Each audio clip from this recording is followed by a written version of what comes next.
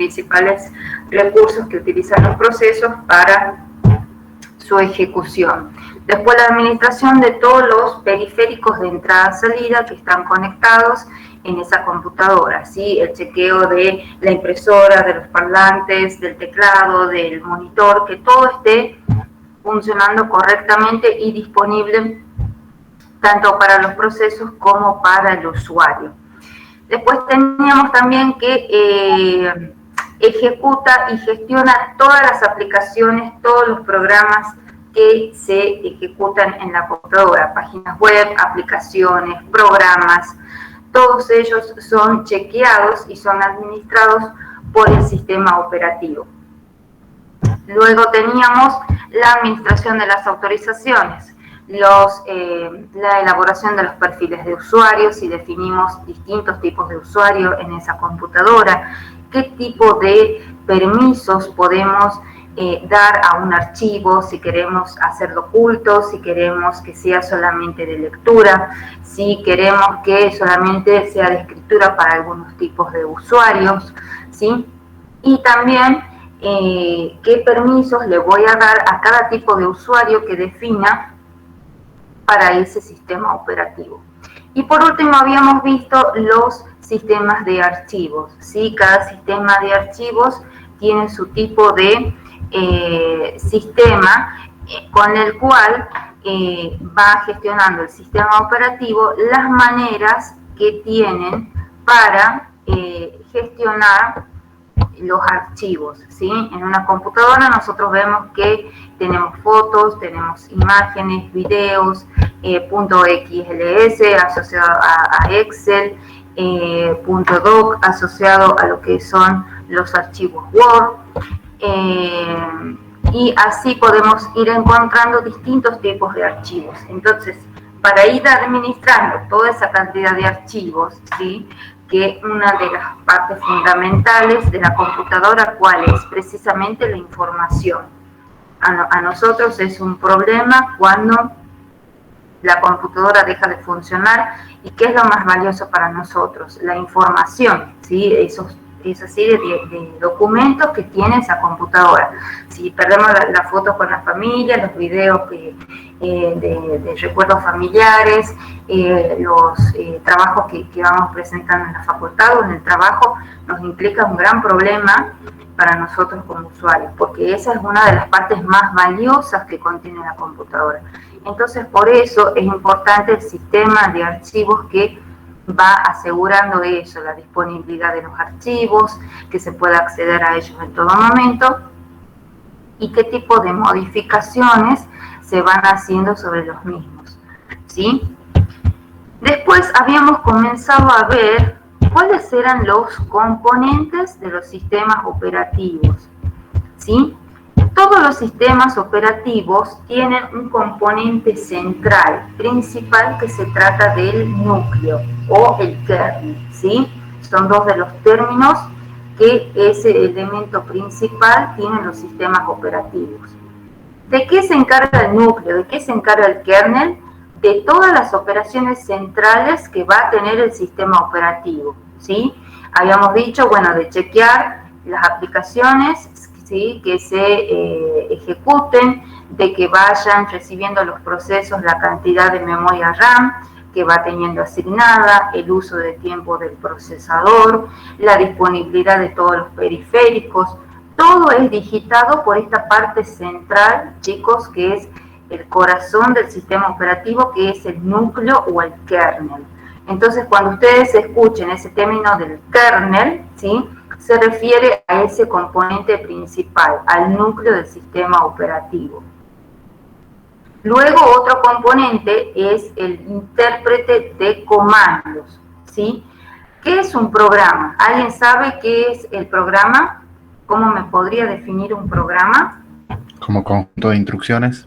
Es un conjunto de instrucciones, es un conjunto de comandos. Entonces, hay una parte del sistema operativo que tiene que saber, ¿sí?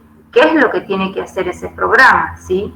Si yo ejecuto un Word, el sistema operativo tiene que saber qué es lo que tiene que hacer. que tiene que abrir esa aplicación, que tiene que mostrar toda la serie de herramientas, de aplicaciones que tiene el Word, ¿sí? Si quiero escribir, que esos caracteres se reflejen en el monitor. Si quiero hacer control C, el sistema operativo sabe que tiene que copiar. Entonces, todo eso es tomado por el intérprete de comandos. Es la parte del sistema operativo que va interpretando, va deduciendo qué es lo que va a hacer ese programa y qué es lo que va a hacer a continuación. Es como ustedes cuando programan, ustedes cuando hacen un sistema, una aplicación, le van indicando a la computadora y al sistema operativo, ¿sí?, qué es lo que va a hacer ese sistema. ¿Sí? En primera instancia, cuál va a ser el primer menú, la primera parte que se le va a mostrar al usuario, qué va a pasar cuando hagan doble clic sobre el botón guardar, sobre el botón imprimir, ¿sí? El intérprete de comandos va a ir accionando, va a ir interpretando toda esta parte de ese sistema, ¿sí? ¿Qué es lo que va a hacer? Y luego aparece otro gran componente que yo les mencionaba anteriormente, el sistema de archivos, que es toda la parte que va a gestionar y que va a administrar, ¿sí?, los distintos tipos de archivos que puede almacenar una computadora. ¿Vamos bien hasta ahí?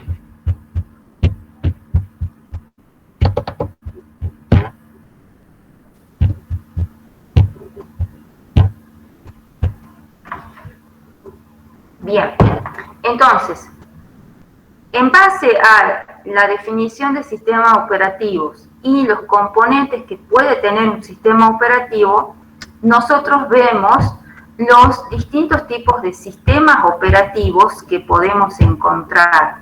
Hay distintos tipos de sistemas operativos que nosotros ya habíamos visto, ¿sí? Estaban los de las microcomputadoras y minicomputadoras, que son para las computadoras hogareñas, las computadoras de oficina, ¿sí?, que se tratan de equipos simples, ¿sí? Después tenemos los servidores, que se trata de las ya equipos más grandes que almacenan gran cantidad de información, con los cuales van a estar ahí contenidos, ¿sí?, toda la parte de información, de gran almacenamiento de información que pueden almacenar los servidores.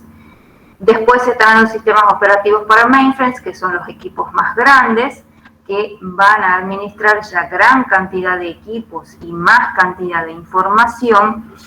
Y después hay otra clasificación que depende qué tipo de recursos puede compartir ese sistema operativo.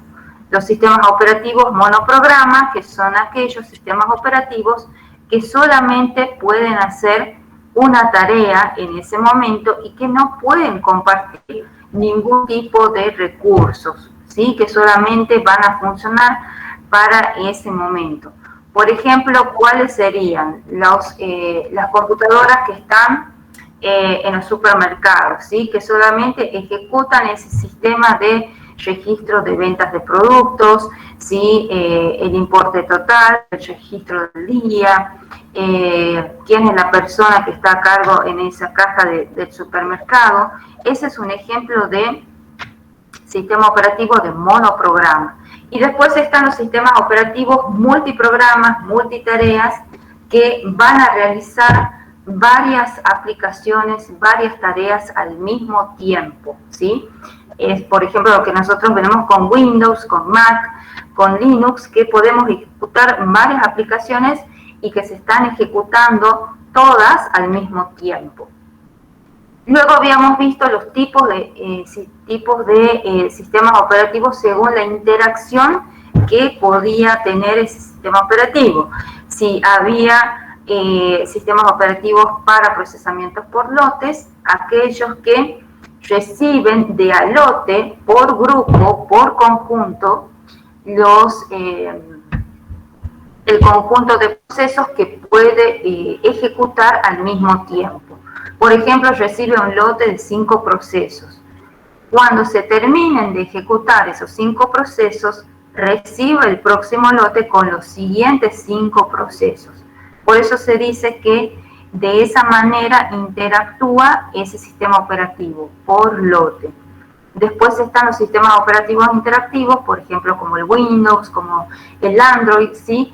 Que el usuario va interactuando, va decidiendo de qué manera va a funcionar ese sistema operativo, ¿sí? Y hay una relación de respuesta y acción.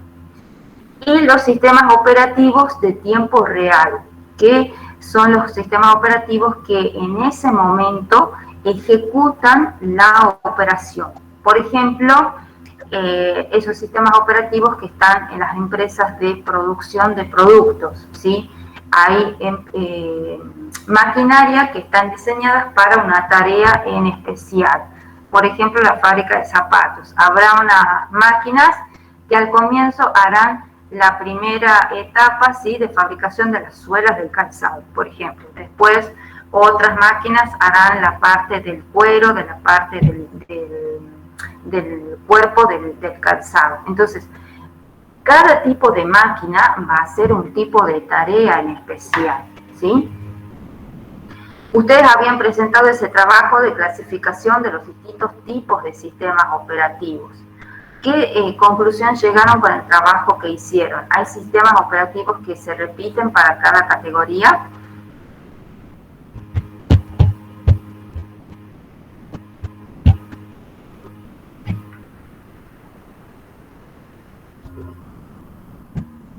Podría ser el kernel que se utiliza en todos los sistemas operativos. Sí, el kernel sí hace mención a una estructura común que tienen la mayoría de los sistemas operativos, ¿sí? Ya precisamente nosotros vamos a entrar más en detalles ahora con los tipos de estructuras que tienen los sistemas operativos, ¿sí? Vamos a empezar a ver que hay 5 tipos de sistemas operativos, es decir, 5 estructuras que se pueden dar generalmente en los sistemas operativos. Las más conocidas, va cambiando según la bibliografía, tenemos monolítica, kernel, por capas, microkernel y orientada a objetos, ¿sí? Yo ahora les voy a compartir por pantalla un video, ¿sí?, en donde va mostrando la introducción y cómo es el funcionamiento para el tipo de monolítica, principalmente, que es la primera estructura que vamos a comenzar a ver, ¿sí? Bien.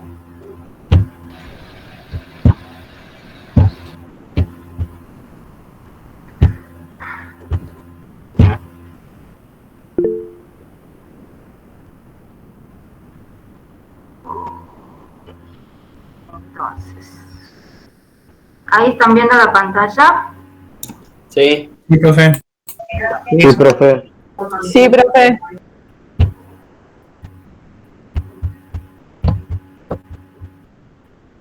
Vamos a optimizar el sonido.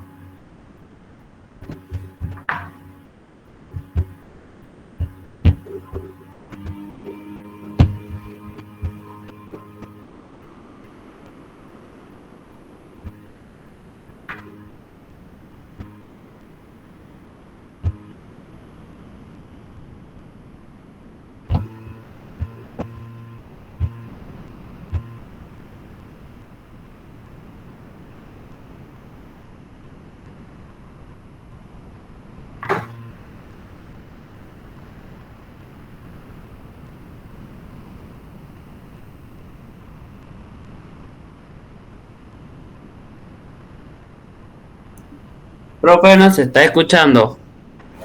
O por lo menos yo no escucho. A ver, Eso estaba por preguntar que si no se escuchaba. A mí también, profe. ya me fijo, capaz que hago en la Yo configuración. tampoco escucho nada. Configuración, audio.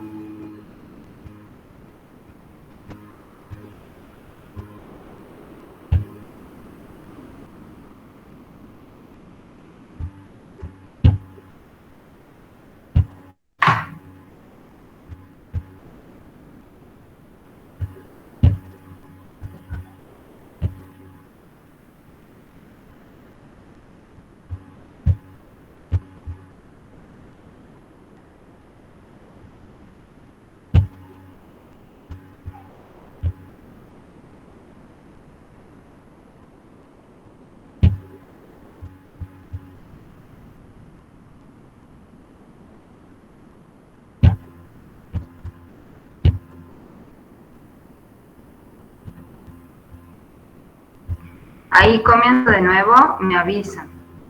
Continuamos con el desarrollo pues, de la estructura. ¿Están escuchando? Ahí sí, profe. Y ahora sí.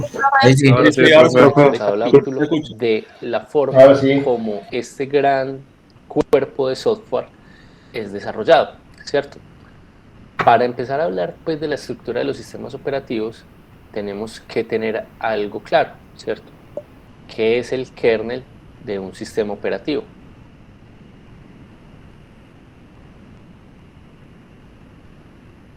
¿Qué es el kernel de un sistema operativo? Entonces, el kernel de un sistema operativo es básicamente el componente de software que contiene la mayor funcionalidad del sistema operativo, ¿cierto? Ese componente de software contiene la funcionalidad más importante del sistema operativo, ¿cierto? Generalmente ese kernel se desarrolla como un solo programa, ¿sí? De acuerdo a la cantidad de funcionalidad que usted implemente en el kernel de un sistema operativo y a la estructura como ese kernel interactúa con otros componentes, nosotros vamos a tener diferentes formas de implementar los sistemas operativos o diferentes estructuras. Entonces, por eso es muy importante saber qué es el kernel pues, del sistema operativo, ¿sí?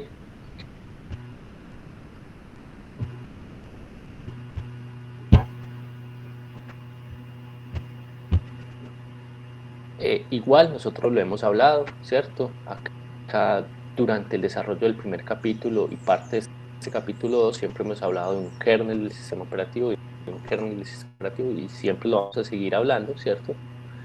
Sin embargo, tenemos que ser conscientes que existen diferentes estructuras para desarrollar este sistema operativo y que esas diferentes estructuras pues tienen diferentes características y eso es lo que vamos a analizar a continuación.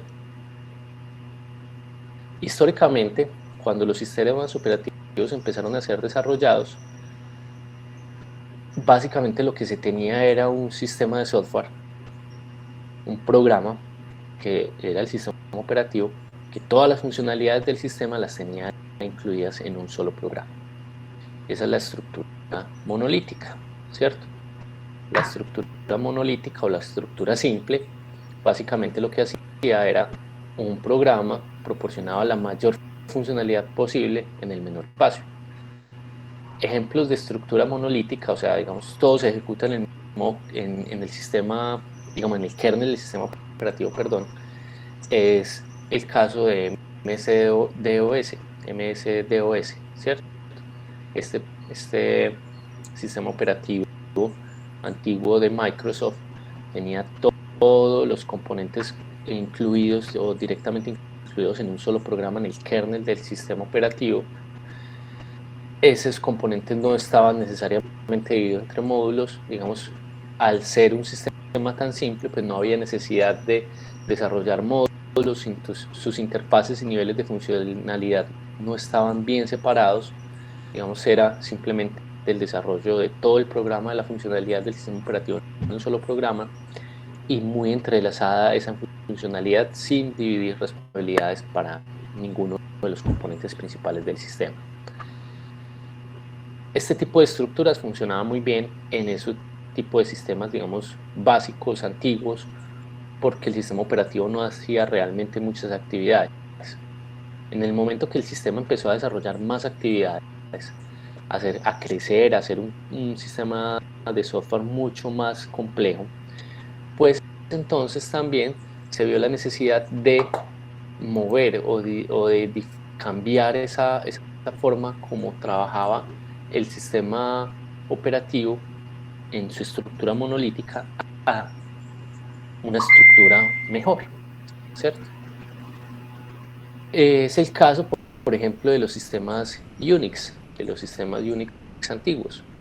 Si bien el sistema Unix antiguo, digamos, esos primeros sistemas Unix eran sistemas monolíticos, es decir, toda la funcionalidad estaba en un programa del kernel, se empezó a definir una serie de módulos encargados dentro de esa estructura monolítica a realizar unas actividades específicas. Entonces se definieron módulos, se definieron una serie de capas para poder organizar, digamos, esa estructura de software. ese tipo de organización dentro de la estructura monolítica sirvió pues para desarrollar las principales, digamos, componentes del sistema operativo de manera organizada, desarrollarlo de manera adecuada pues para que su funcionalidad fuera correcta, fuera fácil de extender su funcionalidad y que permitiera, digamos, una organización dentro de los módulos que se desarrollaban. Sin embargo, digamos, esta estructura monolítica sufre pues de ciertos problemas. O sea, si bien, digamos, esta estructura monolítica tiene el potencial de ser una estructura con muy buen desempeño, porque, digamos, todo lo que hace el kernel lo hace en un solo programa, entonces interacción entre módulos se puede hacer de manera muy fácil, digamos, accediendo simplemente a estructuras de datos pues, del mismo programa. El problema de esta estructura es que la estabilidad, cuando el sistema operativo empieza a crecer, ¿cierto? A tener más líneas de códigos, la estabilidad de este sistema empieza a tener muchos problemas. ¿Por qué? Entre más líneas de código tenga, más probabilidades tengo de cometer un error, un bug en el software. Y si ese bug en el software sucede, digamos, en una estructura monolítica, generalmente lo que sucede es que toda la estructura pues se detiene, ¿cierto? Todo el kernel pues no desarrolla, digamos, una funcionalidad adicional, no puede reaccionar ante una estructura, se cae una parte del servicio, pues se caen generalmente todos los servicios. Esas como las grandes complejidades. Ahora, también es complejo hacer evolucionar una estructura monolítica con un software que cada vez es mucho más complejo. Entonces sabemos que los sistemas operativos modernos hoy en día son súper complejos, tienen miles y miles, cientos de miles, o no sé, millones quizás, de líneas de código, y todas esas líneas de código pues hacen que el sistema sea extremadamente complejo, ¿sí? Y haga muchas cosas, y entre más complejo sea, pues más difícil va a ser mantener una estructura monolítica, ¿sí? De acuerdo, digamos, debido a esos problemas, se evidenció la necesidad de utilizar otras estructuras diferentes. Entonces, ¿qué estructuras se proponen? Por ejemplo, una estructura que se propuso en un momento fue la estructura por capas. Entonces, si bien conocemos que el sistema operativo es un componente de software bastante complejo, lo que podemos hacer inicialmente es dividirlo por capas. Básicamente, esta estructura define que la capa más interna del sistema operativo pues es la capa de hardware, mientras la capa más externa es la interfaz de usuario, y pueden existir diferentes capas intermedias, las cuales pues desarrollan funciones específicas. Digamos, la idea del desarrollo por capas es que se defina una interfaz en el momento de diseño. Al definir la interfaz del diseño por capas, la idea es que cada capa básicamente use solamente las interfaces que le provee la capa del nivel inferior, ¿cierto? Para mantener una estructura bastante adecuada pues del sistema por capas. Resulta que este sistema pues tiene el potencial de ser muy seguro. ¿Por qué? Porque al usted dividir el diseño de su sistema en diferentes capas, puede enfocarse a hacer un debug de ese sistema capa por capa, teniendo claro cuáles son las interfaces que usted tiene para el desarrollo de esas actividades.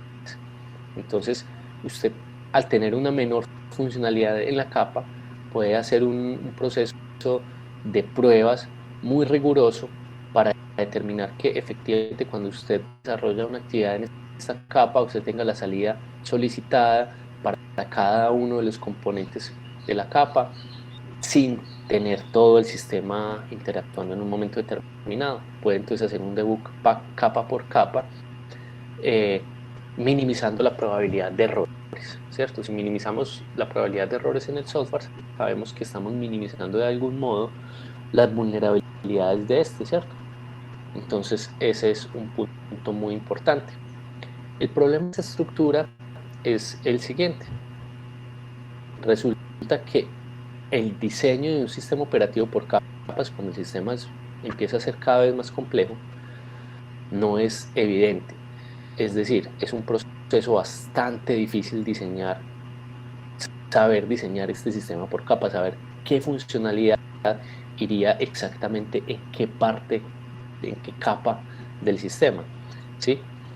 Resulta que podemos tener casos en los cuales, de acuerdo a la funcionalidad del sistema operativo, en un caso, digamos, normal, pues efectivamente un servicio del sistema operativo lanzado por el usuario genera una actividad en la capa del usuario y internamente en las capas hasta que llegue la solicitud al hardware. Pero en el caso, digamos, menos adecuado, es probable que un servicio del sistema operativo que es solicitado por el usuario requiera el uso de una capa, pero en un momento esta capa requiera el uso de servicios de otra capa, digamos, violando de algún modo el principio de que todos los servicios requieran solo funcionalidades de su capa inferior, ¿sí? Entonces eso puede generar problemas en algún momento, pues, en el diseño de este sistema. Por otro lado, el diseño de las interfaces entre las capas y diseñar, digamos, esos mecanismos de comunicación, saber qué parámetros les paso a cada una de las capas, qué funciones llamo, hacen que, comparativamente con un sistema monolítico, este sistema pueda afectar el desempeño. En un sistema monolítico sabemos, por ejemplo, que si un componente del sistema operativo requiere la interacción con otro componente, supongamos lo siguiente, supongamos que en el sistema operativo existen archivos que representan dispositivos, ¿sí? Dispositivos. Esos archivos de dispositivos, entonces, acá tenemos el dispositivo de hardware real, o el driver, pues, que utiliza ese dispositivo de hardware. Entonces, el sistema de archivos va a estar constantemente interactuando con un sistema de hardware, de los drivers para usar el hardware. En un sistema monolítico, esta interacción se hace directamente a través de uso de estructuras de software del mismo programa. Recuerden que eso es la idea, pues, de los sistemas monolíticos. Mientras que esta interacción dispositivo y sistema de archivos podría estar, por ejemplo, en dos capas diferentes del diseño del sistema operativo, y al hacer esta interacción, pues lo que haríamos es simplemente estar constantemente generando comunicaciones entre las capas, y esa comunicación entre capas, pues, implica llamados a las funciones de esas capas, implica pasar unos parámetros adecuados, lo que a la final, pues, si esas interacciones son complejas, pues va a generar que vamos a tener múltiples comunicaciones o sobrecosto en esa comunicación en los sistemas por capas. ¿Correcto?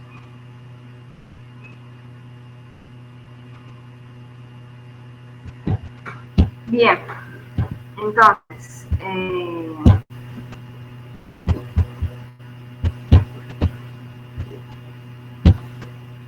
ahí lo que empezamos a ver es que la primera estructura que surgió de los sistemas operativos es el monolítico, ¿sí? El que se llama de monolítico. Y ahí estamos hablando, sí, que está presente el núcleo, sí, el kernel, que forma el componente central de la computadora, pero es en donde una gran parte de esa estructura del sistema operativo monolítico tiene a su cargo, ¿sí?, el funcionamiento de la ejecución de todos los procesos. Acá yo les voy a agrandar la pantalla. ¿Sí? Entonces, es que una gran parte de ese sistema operativo estaba a cargo de realizar la ejecución de esos procesos. Por eso, en esos sistemas operativos, que son los primeros que surgieron, no se podían hacer muchas tareas al mismo tiempo. Si uno estaba en una aplicación y quería abrir otra ventana, sí podía hacerlo, pero la computadora empezaba a funcionar un poquito más lento, y si otro ejecutaba otro programa ya se tornaba mucho más lenta. Entonces es porque muchos recursos de ese sistema operativo estaban abocados a ese proceso, a ese programa que se estaba ejecutando, ¿sí? ¿Y cómo es digamos, el ciclo normal que tenemos de ejecución del proceso? En el sistema monolítico estaba la parte de los programas, ¿sí?, que ejecuta el usuario. ¿Se acuerdan de la clase pasada cuando nosotros habíamos visto los tipos de procesos que se ejecutan en la computadora? Que por un lado tenemos los procesos que ejecuta el usuario, o sea que ustedes lo convocan, ¿sí? Cada uno tendrá una serie de aplicaciones abiertas, ya sea en el celular o en la computadora. El navegador web, donde por ejemplo tenemos Meet, ahora en la clase virtual, tendrán Word, tendrán Spotify, entonces tendrán distintas aplicaciones que esas son las de tipo usuario, porque han sido ejecutadas por ustedes, ¿sí?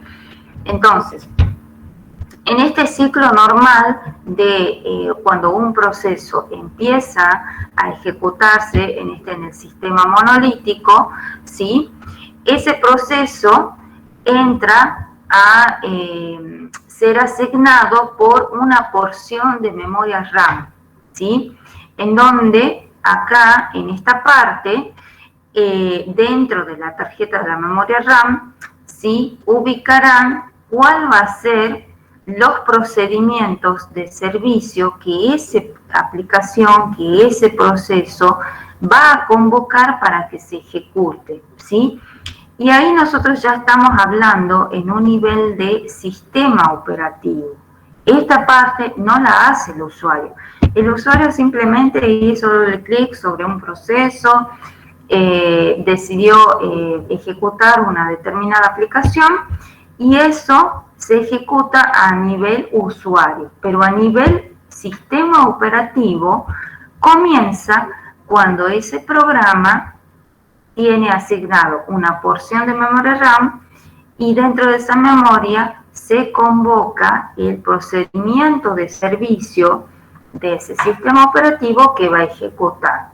Por ejemplo, hago doble clic sobre el Word, entonces hasta esa parte llega el usuario. Ya cuando empieza a mostrarse la interfaz, que se da ahora en milisegundos, que aparece esa nueva interfaz con todas las herramientas que tiene, todo eso fue ejecutado por el sistema operativo, que convocó al servicio asociado a ese programa, al Word.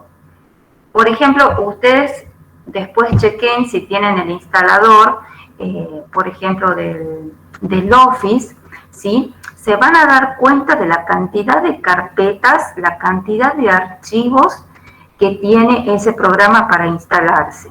Una serie de conjuntos de librerías, después varios archivos que están asociados a esas librerías, o sea, se van a dar cuenta que son carpetas, carpetas y carpetas, y que cada carpeta contiene una serie también de archivos, ¿sí?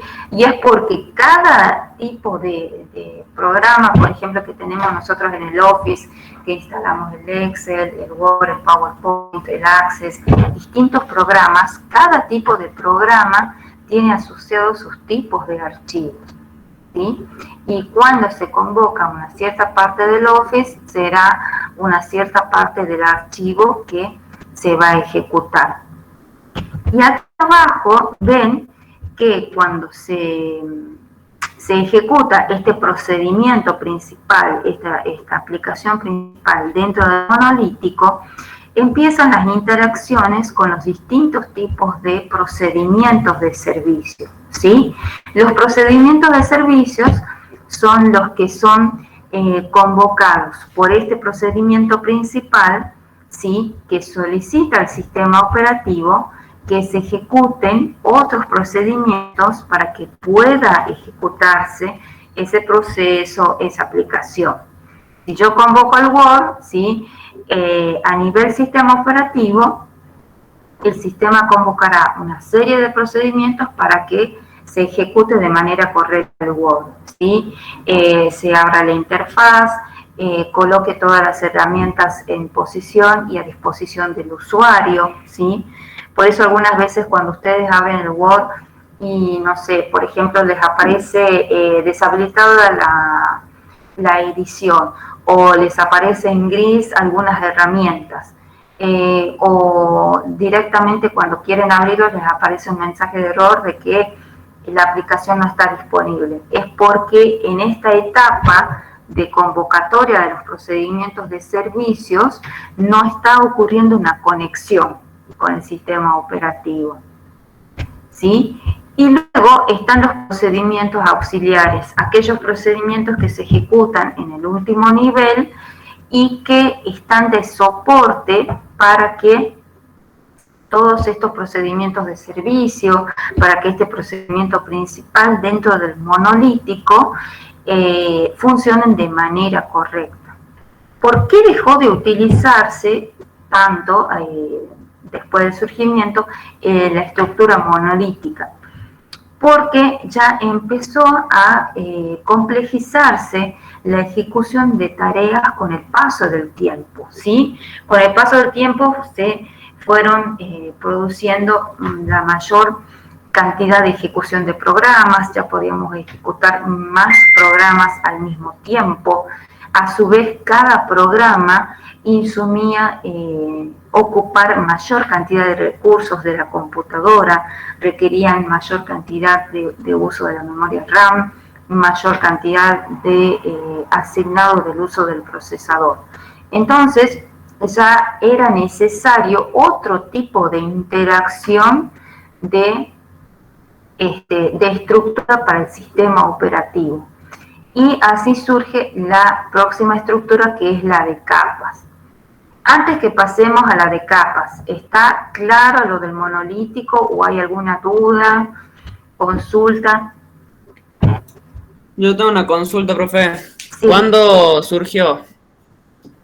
Y eso del monolítico, imagínate, cuando surgieron las primeras computadoras, que lo único que tenían era el DOS, ahí surgieron las monolíticas. O sea que estamos hablando de la década del 80, quizás antes. Esos fueron los primeros sistemas operativos con estructura monolítica. Gracias. De nada. ¿Alguien más tiene alguna pregunta?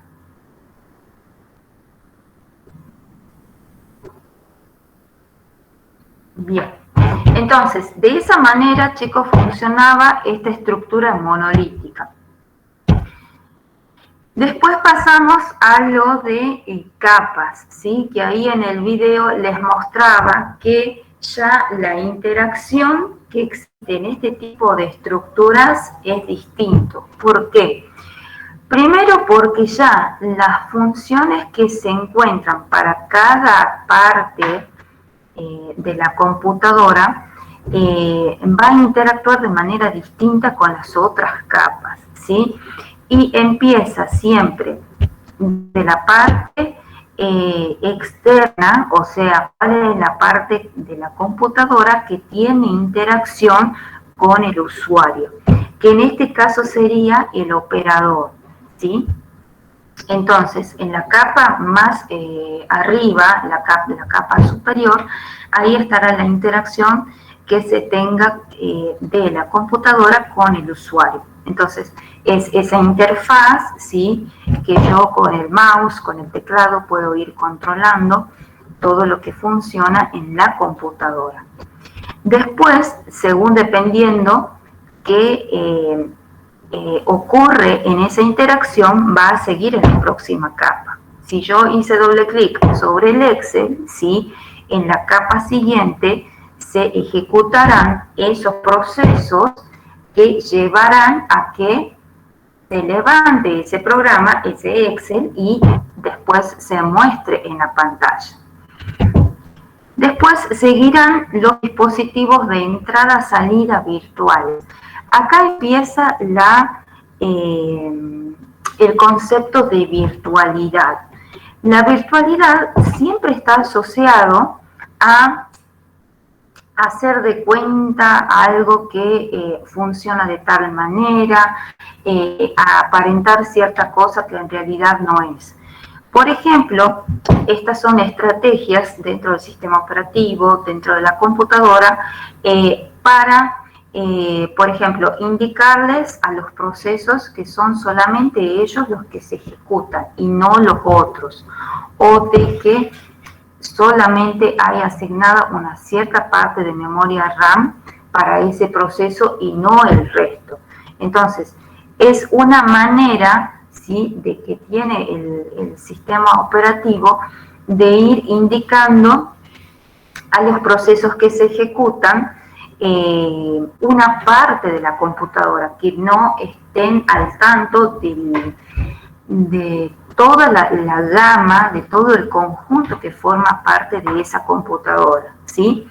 Porque, o sea, si yo a un proceso se le asigna una cierta parte de memoria RAM, ¿sí?, es hacer de cuenta que ese proceso solamente va a contar con esa porción de memoria RAM, no de la totalidad de memoria RAM que tiene la computadora. Si, por ejemplo, tengo 4 gigas de memoria RAM, no es que ese proceso va a tener disponible los 4 gigas, sino una parte de esa memoria RAM, ¿sí? Entonces, acá empiezan a funcionar todos los periféricos de entrada-salida, pero que dentro de la computadora están virtualizados, que se usa la virtualidad para los periféricos de entrada-salida, ¿sí? ¿Qué pasa, por ejemplo, si se ejecutan procesos que necesitan los mismos periféricos? Por ejemplo, yo quiero ejecutar Spotify y también YouTube. Las dos plataformas utilizan los mismos periféricos, placa de sonido, parlantes o auriculares, lo que tenga conectado en esa computadora.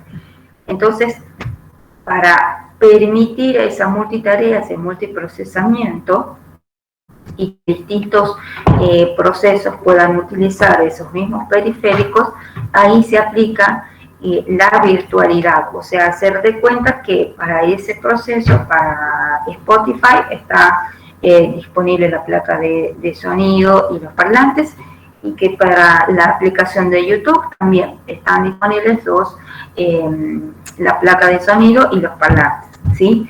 Ustedes hagan la prueba, ejecuten los dos procesos y se van a dar cuenta que suena al mismo tiempo la música, ¿sí? El sonido en las dos plataformas al mismo tiempo. Y es porque de esta manera es una estrategia que tiene el sistema operativo de aplicar ahí la virtualidad y que esos dos procesos puedan utilizar los mismos recursos al mismo tiempo. Después iremos a la capa más inferior, que será la que se llama consola de operadores virtuales. Así como se aplica la virtualidad arriba, por debajo estará esa parte del sistema operativo que va a ir administrando, va a ir manejando toda esta virtualidad y todo lo que vaya ocurriendo en las capas superiores. Acá tenemos que aclarar que lo que produce cada capa va hacia las demás. O sea, si acá yo hice doble clic, si hice algún tipo de ejecución a nivel operador, ese resultado irá a la capa 4. Después, lo que requiera la capa 4, el resultado que ejecute esta capa irá a la capa 3. Y así sucesivamente. O sea, hay una interacción. No sé quién quiere conectarse ahí, voy a aceptar.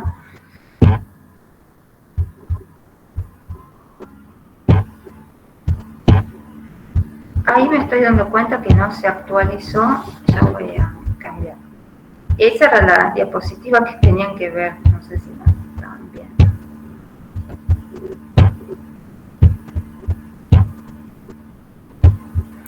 Bien, ahí ustedes están viendo la estructura de capas, ¿sí? En donde el resultado de cada capa va mostrándose para los distintos tipos de resultados que tiene cada capa. ¿Siguen viendo la diapositiva? Ahora sí se ve, profe. Sí. Bien, Sí. perfecto. Ustedes me tienen que ir avisando si lo que voy hablando no tiene que ver mucho con la diapositiva, porque después yo no voy guiando, me olvido de ir viendo qué diapositiva van bien. ¿Sí? Entonces, exacto, gracias. Entonces, en esa capa de que se llama de consolas de operadores virtuales, irá controlando, chequeando que toda esta virtualidad se vaya dando. Después la capa que sigue es memoria virtual segmentada, que es lo que yo les mencionaba hace un momento también, en donde se virtualiza la memoria RAM. O sea, el proceso, ¿sí? Si un proceso, no sé, por ejemplo, recibe 300 megas para operar, para procesar, ese proceso no sabe que hay 4 gigas con que opera la computadora. Para ese proceso solamente existen esos 300 megas, ¿sí? Es una manera, una estrategia que tiene el sistema operativo de ocultamiento y de que ese proceso no reclame más cantidad de memoria, ¿sí? Porque en todo momento, vamos una vez más, que el sistema operativo se tiene que asegurar eso, de la multitarea, del multiprocesamiento, ¿sí? Entonces, en esta capa ahí lo que hace es virtualizar esa memoria RAM que tenemos disponible en la computadora. Habrá computadoras que tendrán 16 gigas, otras que tendrán 4, otras que tendrán 8, pero siempre es esta estrategia sí que se utiliza en la de virtualizar y en la de ir viendo que todos los procesos vayan recibiendo solamente esa cantidad de memoria que necesitan para ejecutarse, ¿sí? Y luego tendrán el nivel ya inferior, que es el encargado de virtualizar la CPU, la unidad central de procesamiento, porque al mismo tiempo como se virtualiza el uso de la memoria RAM, también se virtualiza el uso de la CPU. Si varios procesos se están ejecutando, ¿sí? Es como que, por ejemplo, se están ejecutando 3 procesos, ¿sí? Entonces, la computadora, el sistema operativo, virtualiza el procesador. En vez de que sea 1, son 3. ¿Por qué? Porque hay 3 procesos que se están ejecutando al mismo tiempo. Entonces, es como que hace de cuenta internamente la computadora que para cada proceso que se está ejecutando hay un procesador al mismo tiempo que está ejecutando ese proceso. Entonces, de esta manera son estrategias que el sistema operativo tiene para ir ocultando y asegurando ese multiprocesamiento, esa multitarea dentro de la computadora. Ese es el funcionamiento, chicos, de la interacción que hay por capas. ¿Se entiende más o menos ahí el funcionamiento, cómo cambia entre capas y monolítico? Como que monolítico estaba concentrado todo en un mismo nivel, todo estaba concentrado en un programa. Y acá en el de capas está dividido y cada capa tiene una funcionalidad, cada capa tiene una tarea a realizar. Y cada resultado, cada capa pasa a la siguiente. Por eso es que nosotros pasamos del nivel 5, que es esa interacción que hay entre el usuario y la computadora, y llegamos al nivel 0, en donde se virtualizan ese procesador que tiene internamente la máquina.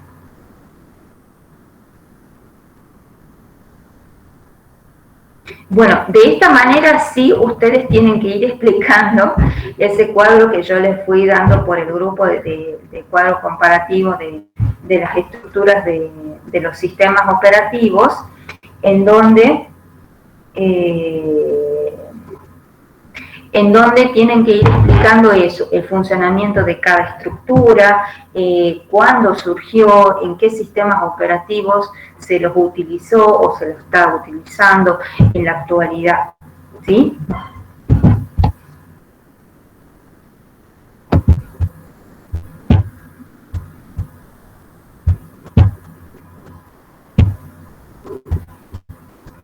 Bien, ese sería entonces el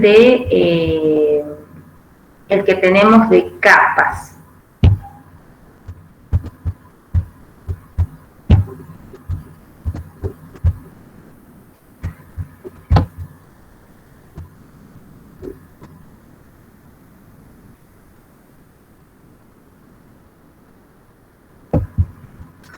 Después están los sistemas operativos que están concentrados en la estructura de kernel. ¿Cómo funcionan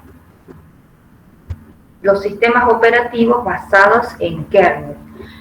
Ahí yo les había mencionado que el kernel es la parte central del sistema operativo, es en donde se concentran todas las operaciones básicas de ese sistema operativo, que por eso se llama de kernel, ¿sí? Que es el núcleo, es uno de los componentes principales.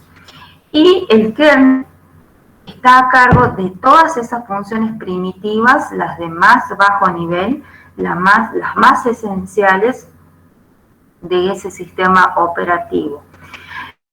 Y el objetivo principal que tiene este núcleo, este kernel, es ocultar el hardware de la computadora, ¿sí? Ofreciendo esa ilusión de que solamente se está ejecutando ese programa, ese proceso, o sea, oculta todos los otros procesos que se están ejecutando, ¿sí?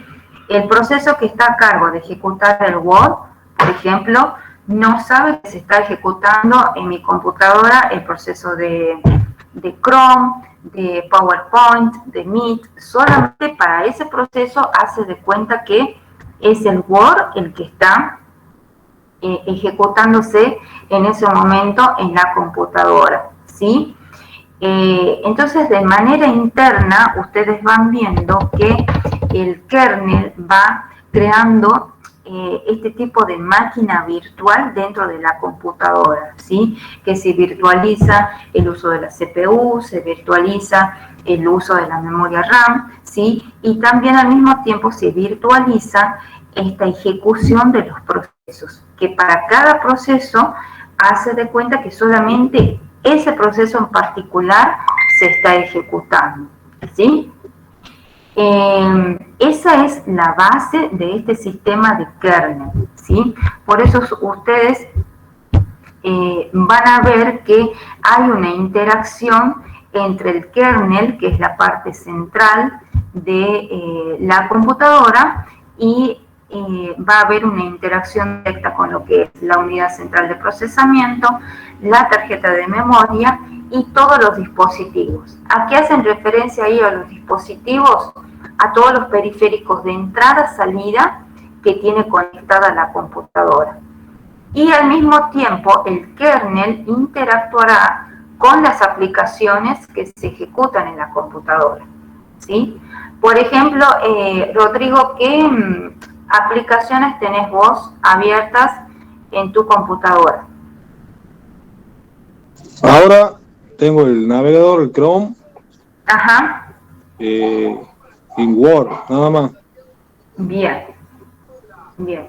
Entonces, en ese caso, ¿sí? Esas dos aplicaciones que son convocadas en tu computadora, que son de tipo usuario, están interactuando con el kernel, ¿sí? Que es la parte central. Las aplicaciones, ustedes fíjense ahí del diagrama, no interactúan con la CPU, no interactúan con los dispositivos ni con la tarjeta de memoria. Está el kernel, el núcleo de intermediario allí, ¿sí? ¿Por qué no hay una interacción directa entre las aplicaciones y los dispositivos de la computadora? Porque de esa manera se darían cuenta, por ejemplo, si yo tengo 4 GB de memoria RAM, se darían cuenta que hay 4 GB de memoria. Se darían cuenta que solamente existe una unidad central de procesamiento. Se darían cuenta que hay otras aplicaciones que se quieren ejecutar. Entonces, es necesario que el kernel esté allí de intermediario y cumpla todas estas funciones de comunicación y sincronización entre todos estos elementos, ¿sí? ¿Se va entendiendo hasta ahí cómo va cambiando ahora también esta estructura, cómo va funcionando de manera distinta? Que ahora ya está todo centralizado en esta parte del kernel, en esta que se llama el núcleo, y que este elemento va haciendo de intermediario allí, va haciendo que, digamos, se ejecuten estas funciones.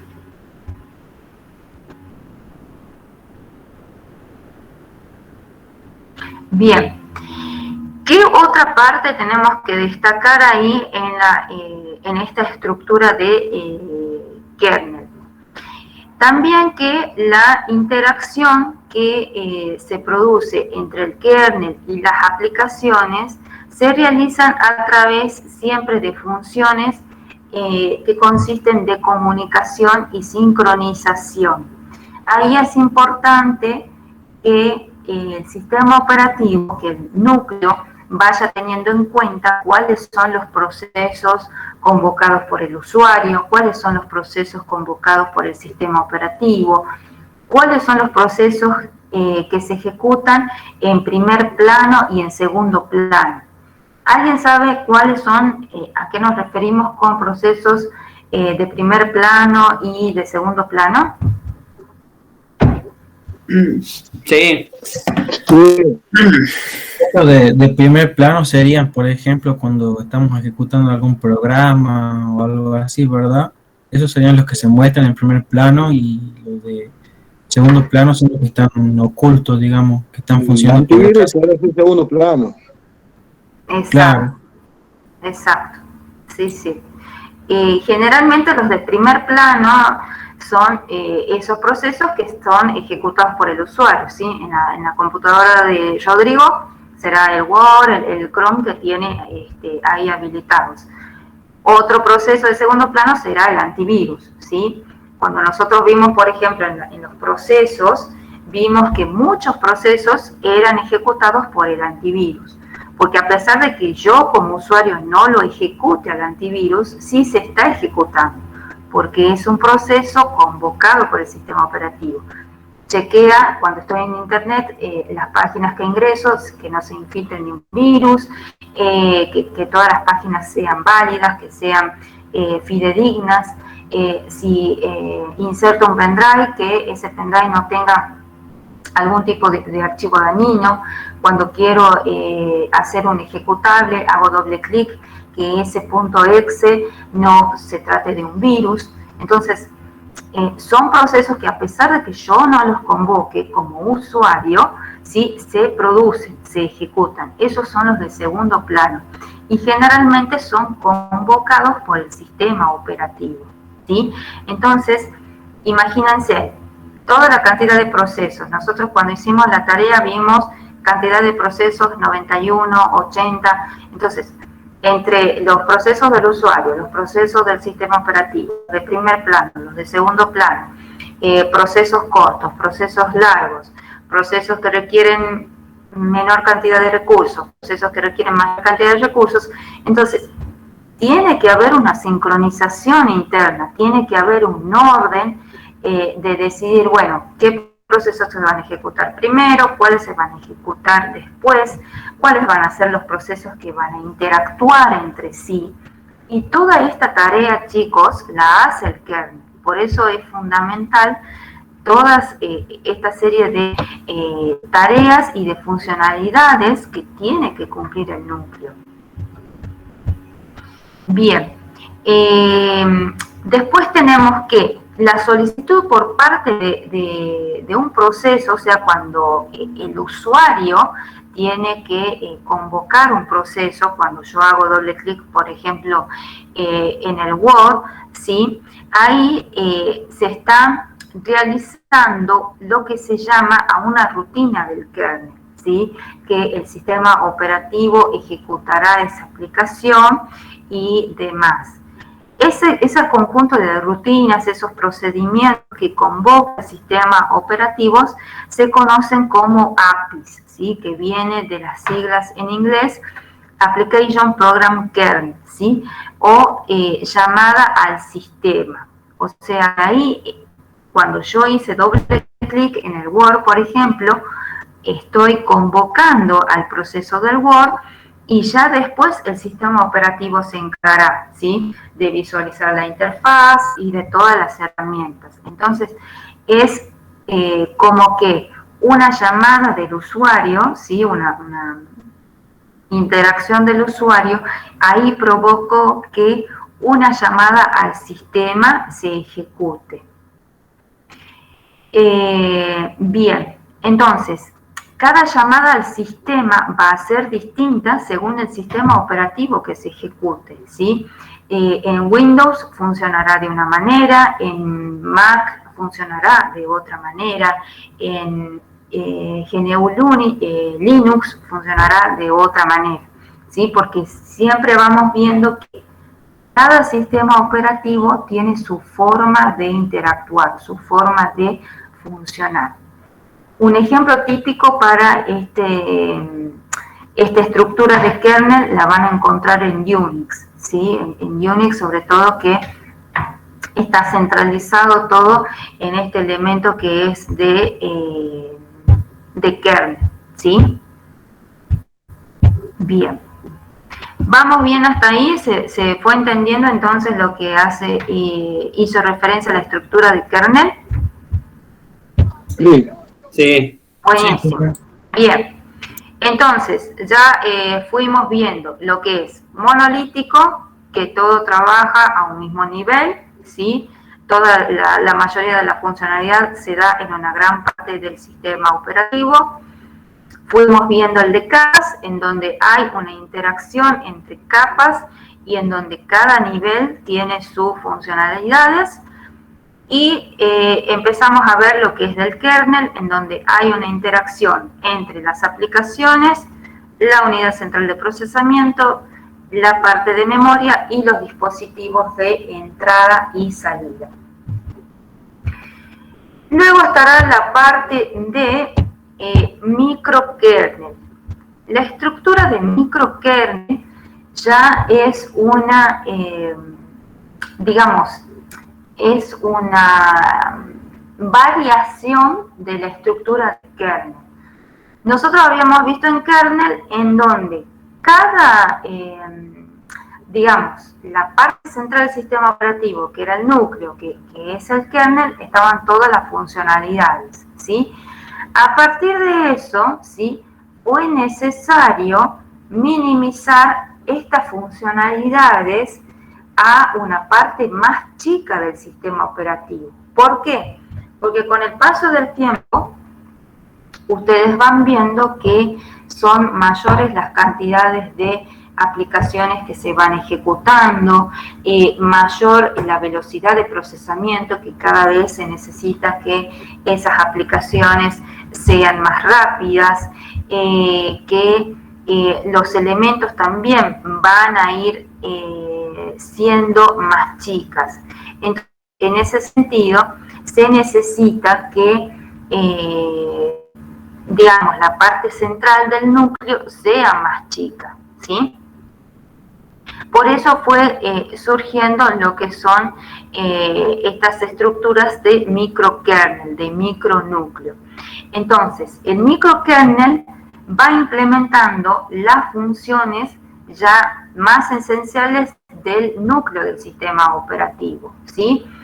La idea consiste en incluir en este microkernel solamente aquellos recursos que son imprescindibles, ¿sí? Y que van a ejecutarse en lo que se llama el modo supervisor, el modo privilegiado. ¿Cuál es ese modo supervisor, ese modo privilegiado? aquella parte del sistema operativo que controla la administración de los procesos, la ejecución de todos los procesos que se ejecuten de manera correcta. Acá en esta estructura de microkernel ustedes van a ver, ¿sí?, en donde ya las partes del sistema operativo, los elementos, se comportan de manera distinta. Por un lado ustedes van a ver el modo usuario. En modo usuario están todas aquellas partes del sistema operativo que interactúan precisamente con el usuario. Están las aplicaciones, están aquellas partes del sistema operativo que controlan los periféricos de entrada-salida, ¿sí?, los drivers de la placa de audio, de la placa de sonido, la placa de video, la placa de red y los sistemas de archivos, ¿sí?, el NTFS, el FAT32, toda esa estructura de archivos que controlan precisamente todos los archivos que tiene el sistema operativo. Si yo hago una lectura, si hago una escritura, si cambio de ubicación, un archivo lo paso de una carpeta a otra, eso estoy haciéndolo en nivel usuario. Y luego estará el nivel kernel, ¿sí?, que será aquella parte en la que ya el microkernel va recibiendo todas las peticiones de modo usuario, ¿sí?, y las va administrando, las va ejecutando. Entonces, de esta manera es como que ya hay más sectorización según el tipo de petición que se trate, va a actuar de esa manera el microkernel. Y después, otra capa identificatoria de esta estructura será la del hardware y software, ¿sí? Ustedes verán que en la mayoría de las estructuras, la parte de entrada-salida, la del manejo de los dispositivos de entrada-salida, de los periféricos, es un sector muy especial dentro del sistema operativo, porque se tratan siempre de dispositivos externos a la computadora y que el sistema operativo tiene que saber administrarlos, tiene que saber en todo momento si están disponibles, si el drivers de esos periféricos están actualizados o no, y de que cuáles van a ser los procesos que van a estar asociados a esos periféricos. Si yo estoy en Word, estoy ejecutando esa aplicación, uno de los periféricos asociados a ese Word será el teclado. Todo lo que yo escriba en el teclado se tiene que reflejar instantáneamente en ese Word. Si estoy usando un Excel, un PowerPoint y también estoy escribiendo, de la misma manera se tiene que reflejar esos cambios de manera instantánea en la pantalla. Entonces, por ejemplo, si estoy utilizando el teclado, ese driver incorporado tiene que estar actualizado y tiene que ser administrado, en este caso, por el microkernel, ¿sí? Si estoy escuchando música, estoy, no sé, viendo una película, tiene que estar disponible y de manera íntegra el driver asociado a la placa de video, a la placa de audio, a la placa de red, si estoy viendo Netflix, por ejemplo, a través de la computadora. Entonces, ahí ustedes ven que ya no hay una interacción, o sea que el tipo de interacción cambia a lo que era el kernel. En el kernel, el núcleo era como la parte central e intermediaria entre las aplicaciones y los dispositivos externos de la computadora. En cambio, en el microkernel existe solamente interacción entre el microkernel y todas las partes que forman parte del modo usuario de ese sistema operativo, ¿sí? Y ya la parte del hardware y del hardware de la computadora solamente lo manejará el microkernel, según las peticiones que vayan ocurriendo de las aplicaciones y de los distintos niveles que ocurran en modo usuario. entiende cómo funciona ya de manera distinta acá el microkernel? ¿Puede volver a explicar lo último que dijo? Sí, ¿qué parte? Sí, profe. De la interacción del microkernel. Ok. Acá mira, fíjate en la parte del kernel, ¿sí?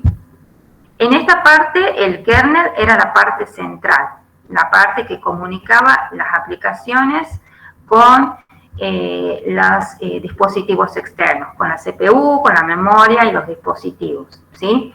El kernel es la parte central. Y aparte fíjate que el kernel ocupa una gran parte del sistema operativo, o sea que muchas funciones están a cargo de esta parte del sistema operativo.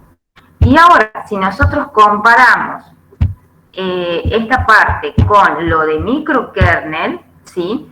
Ya te das cuenta que ahí solamente la interacción es entre el microkernel, ya una menor parte del sistema operativo, y aquí se sectoriza o se categoriza qué tipos de aplicaciones van a interactuar con ese microkernel, con ese micronúcleo, ¿sí? Por ejemplo, las aplicaciones que serán, no sé, de procesadores de textos, las aplicaciones que serán de navegadores web, las aplicaciones que están asociadas a los sistemas de audio. Si, por ejemplo, estoy ejecutando Spotify, si estoy ejecutando YouTube, si estoy ejecutando Netflix. Las aplicaciones que estarán asociadas al sistema de archivos. Si estoy creando un archivo nuevo, una carpeta nueva, si estoy cambiando de ubicación ese archivo. Entonces, estos tipos ya de aplicaciones, de sistemas que ya son categorizados en este modo usuario, ¿sí?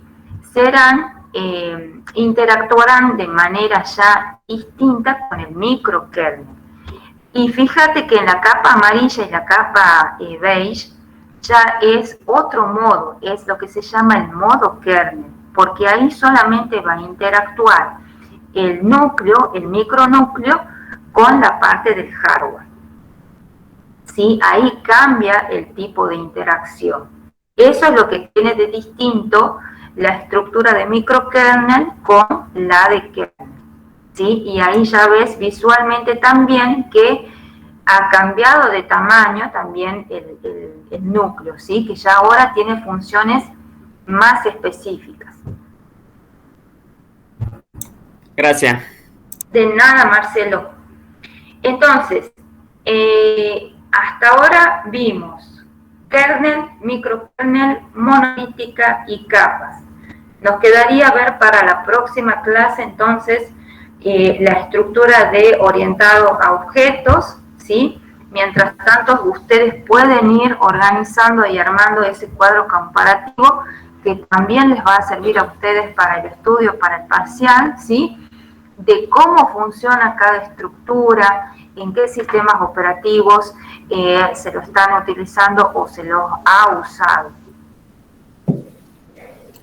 Profe, una pregunta, en cuanto a la creación de cada arquitectura, como estábamos viendo, se puede poner una aproximación en cuanto a la fecha, ¿verdad? Más o menos la época en la que cada uno... Claro, exacto. Más que nada, ¿sabes qué, Manuel? Me interesa que ustedes tengan en la cabeza presente, bueno, qué sistemas operativos se utilizaron primero, cuáles fueron surgiendo después, qué estructuras se siguen utilizando hoy en día.